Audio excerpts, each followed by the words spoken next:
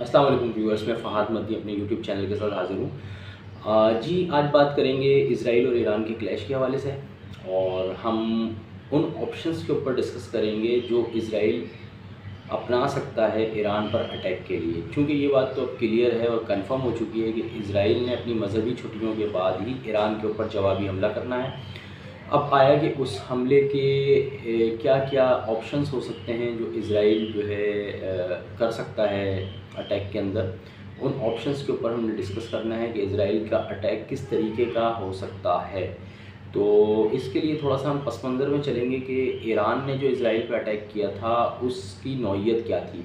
तो जैसे कि आप लोगों को मालूम होना चाहिए कि ईरान ने इज़राइल के ऊपर जो 350 के करीब ड्रोन फायर किए थे, उन ड्रोन्स में से मैक्सिमम ड्रोन्स जो थे वो इज़राइल की सरहद के अंदर दाखिल होने से पहले ही मार गिराए गए थे और वो ड्रोन्स सऊदी अरब और जॉर्डन की सरहद के अंदर मार गिराए गए थे। इस ऑपरेशन के अंदर हिस्सा लिया था अमेरिका, यूके, फ्रांस, जर्मनी और ख़ुद जॉर्डन और सऊदीया की इदारों ने। अच्छा, इसमें सिर्फ 15 ड्रोन ऐसे थे जो इज़राइल की सरहद में दाखिल हो पाए थे इनके एयर डिफेंस सिस्टम को चकमा देकर। 15 ड्रोन्स ऐसे थे और उसमें से भी 2 ड्रोन्स ऐसे थे जिन्होंने इज़राइल की नोवाटम एयरबेस को हिट किया था। नोवाटम एयरबेस ये वही एयरबेस है जहां से इज़राइल ने शाम के अंदर ईरानी सफारतखाने को निशाना बनाया था और कोई ख़ासा बड़ा नुकसान इस बेस के ऊपर इन दोनों मिसाइल्स ने नहीं किया था। जानी नुकसान तो बिल्कुल भी नहीं हुआ था और माली नुकसान भी ना होने के बराबर था। सिर्फ थोड़ा-सा गड्ढा पड़ गया था बेस के अंदर, थोड़ा-सा उनका रोड टूट गया था, रनवे टूट गया था बस, और कोई ख़ासा बड़ा नुकसान नहीं हुआ था।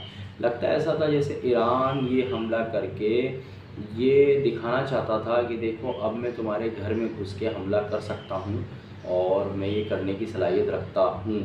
लेकिन ईरान ये नहीं चाहता था कि कोई बहुत बड़ा माली या जानी नुकसान इज़राइल को दूँ जिसके नतीजे में फुल फ्लैश वॉर ना लग जाए। ईरान ये चाहता था कि जस्ट बस बदला हो, शाम के अंदर सफारतखाने को निशाना बनाने का बदला सिर्फ मैं ले लूँ।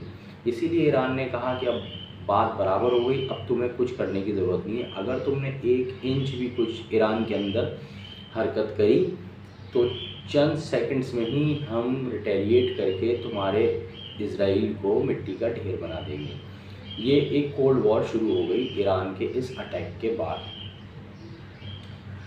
अब इज़राइल चूँकि ये डिसाइड कर चुका है कि मज़हबी छुट्टियों के फ़ौरन बाद इज़राइल ने अटैक करना है, जवाबी हमला करना है ईरान के ऊपर।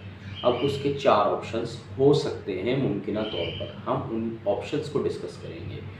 नंबर 1 ऑप्शन ये हो सकता है कि इज़राइल जो है ईरान की प्रॉक्सीज़ जो मिडल ईस्ट के अंदर हैं, लेबनान, जॉर्डन और यमन वगैरह में, तो इज़राइल उन प्रॉक्सीज़ को हिट करे, उन प्रॉक्सीज़ को निशाना बनाए और बात बराबर हो जाए कि इज़राइल ने ईरान को निशाना बना दिया।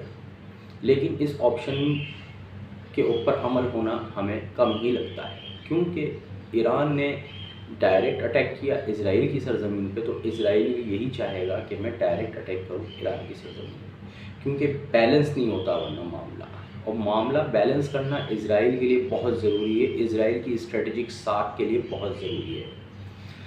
तो इस पहले ऑप्शन को हम रद्द कर देते हैं, दूसरे ऑप्शन पे आ जाते हैं। दूसरा ऑप्शन ये हो सकता है कि इज़राइल ईरान के अंदर साइबर अटैक लॉन्च करे, साइबर अटैक के नतीजे में ईरान को नुकसान पहुंचाए, उनका सिस्टम ख़राब कर दे, उनकी टेक्नोलॉजी फेल कर दे, जिससे पहले भी इज़राइल कई बार कर चुका है, और उनकी कई वो डिफेंस सिस्टम और मिसाइल टेक्नोलॉजी के जो उनके यूनिट्स हैं वो सब बंद हो जाएं, बेकार हो जाएं साइबर अटैक के नतीजे में। लेकिन इसके करने पे भी इज़राइल की साख मुतासिर ही रहेगी। उसकी वजह यह है कि इज़राइल अपने लोगों को ये नहीं बता पाएगा कि हमने ईरान के अंदर डायरेक्ट कोई वेपन अटैक किया या कोई फायर किया। ये एक ठंडा अटैक होगा और ये एक साइबर उसके अंदर आ जाएगा। तो इसके भी चांसेस कम ही लगते हैं कि इज़राइल कोई इस तरह का अटैक करेगा। तो अभी हम इस दूसरे ऑप्शन को भी साइड में रख देते हैं।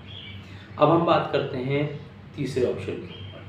तीसरा ऑप्शन वही हो सकता है जो इज़राइल पहले भी करता आया है कि ईरान के साइंटिस्ट्स को, ईरान के बड़े जो शख्सियात हैं उनको ईरान के अंदर अपने एजेंट से निशाना बनवाए, टारगेट किलिंग करवाए और इस तरह से ईरान से बदला ले लें कि देखो मैंने तुम्हारे मुल्क के अंदर टारगेट किलिंग करवा दी, तुम्हारी बड़ी शख्सियात को मैंने निशाना बनवा दिया। लेकिन ये ऑप्शन भी हमें कमज़ोर ही दिखता है क्योंकि इसके नतीजे में भी वो खलापुर नहीं हो पाएगा जो इज़राइल करना चाहता है कि ईरान ने डायरेक्ट, पहली मरतबा ऐसा हुआ है कि ईरान ने डायरेक्ट इज़राइल के ऊपर अटैक किया है और इज़राइल को इज़राइल की सरजमीन पर निशाना बनाया है। तो लिहाजा इस तीसरे ऑप्शन को भी हम थोड़ी देर के लिए साइड में रख देते हैं और अब हम बात करते हैं चौथे और मुमकिन ऑप्शन के ऊपर। और चौथा और मुमकिन ऑप्शन क्या है? वो यही कि इज़राइल फिर डायरेक्ट अटैक करेगा ईरान के ऊपर और ईरान को ईरान की सरजमीन पर निशाना बनाएगा। और ऐसा करने के लिए इज़राइल को अपने F-35 या और कोई जदीद तैयारे भेजने होंगे और वो जाएंगे ईरान के ऊपर बॉम्बिंग करेंगे। लेकिन इसके लिए इज़राइल को दूसरे मुल्कों की सरजमीन से, फ़िज़ा से गुज़र के जाना पड़ेगा। ये एक बहुत ही अहम और संजीदा मसला है क्योंकि अगर इज़राइल किसी और ममालिक की सरजमीन, फ़िज़ा इस्तेमाल करके ईरान के ऊपर अटैक लॉन्च करता है तो ये ईरान के साथ गद्दारी होगी, बगावत होगी। क्योंकि ईरान पहले ही ये वाज़ेह कर चुका है कि अगर कोई इस्लामी मुल्क इज़राइल की सपोर्ट करता हुआ पाया गया और इज़राइल उसकी सरजमीन से क्रॉस करके मेरे पे अटैक करने आया तो मैं उस मुल्क के ऊपर भी हमला करूँगा क्योंकि वो फिर हमारा दुश्मन ही कहलाया जाएगा। और दर हकीकत ईरान के पर्सपेक्टिव से ये बात सही भी है। अब ईरान उसके नतीजे में क्या करेगा, ईरान उसका रेस्पॉन्स किस तरह देगा, ये भी ईरान बिल्कुल वाज़ेह कर चुका है कि अगर इज़राइल ने अटैक किया तो Iran within a seconds react करेगा। अब 14 दिन नहीं लगेंगे। ईरान के सदर रईसी ये बात बार बार क्लियर कर चुके हैं कि हम अब 14 दिन नहीं लगाएंगे, हम सिर्फ 14 सेकंड्स के अंदर ही जवाब दे देंगे और वो जवाब इतना तगड़ा होगा कि इज़राइल हिल के रह जाएगा। ये बात ईरान के सदर की तरफ से कही जा चुकी है। अमेरिका बार बार इज़राइल को ये बात समझा रहा है और अमेरिका के इसलिए कंसर्न्स ऑफिशियल्स भी इज़राइल पहुँचे थे, तल अवीव गए थे और उन्होंने समझाया था कि भाई इस तरह का अटैक तुम ना करो और इसमें हम तुम्हारा साथ नहीं देंगे। अमेरिका ये तो कह चुका है कि हम इज़राइल का कोई साथ नहीं देंगे ईरान पे होने वाले हमले में, लेकिन ये बात बिल्कुल गैर वाज़ेह है अमेरिका की तरफ से क्योंकि अगर अमेरिका साथ नहीं देगा तो क्या अमेरिका इज़राइल के ऊपर बात ना मानने पर, मिडल ईस्ट को आग में झोंकने पर, कानून की खिलाफ वर्जी करने पर इज़राइल को क्या सैंक्शंस लगाएगा, पाबंदियां लगाएगा, उसके ऊपर लगाम कसेगा? नहीं। और अगर अमेरिका ऐसा नहीं करता तो ये भी इज़राइल की हिमायत करने और सपोर्ट करने में ही आ जाता है। अमेरिका ये कहकर अपना पीछा नहीं छुड़ा सकता कि इसमें मैं इज़राइल का साथ नहीं दूंगा कि इज़राइल ईरान पर अटैक कर रहा है या करेगा। अमेरिका को इज़राइल के ऊपर लगाम कसनी होगी, उसके ऊपर सैंक्शंस वैसी ही लगानी होंगी जैसे कि किसी और मुल्क के ऊपर अमेरिका लगाता है बात ना मानने पर। लेकिन अमेरिका अगर ऐसा नहीं करता है तो अमेरिका इज़राइल की सपोर्ट और हिमायत ही कर रहा है। तो आज की वीडियो का मौजू जो था हमारा वो मैंने आपके सामने पूरा रख दिया कि इज़राइल के मुमकिन अटैक के ऑप्शंस क्या क्या हो सकते हैं और उसमें से एक ऑप्शन के ऊपर मैंने आप लोगों को तवज्जो दिलाई जो कि डायरेक्ट अटैक है ईरान के ऊपर। मुमकिन तौर पे यही ऑप्शन इज़राइल अवेल करने जा रहा है। अब देखना ये है कि कब और कैसे। तो मेरे चैनल के साथ बने रहिए और मेरी वीडियो को लाइक कीजिए, चैनल को सब्सक्राइब कीजिए, बेल आइकन को ज़रूर दबा लीजिए ताकि मेरी हर नई आने वाली वीडियो आप तक पहुंचती रहे और आप मिडल ईस्ट और इज़राइल, फ़लस्तीन, ईरान वॉर के हवाले से बाखबर रह सकें। अस्सलाम वालेकुम।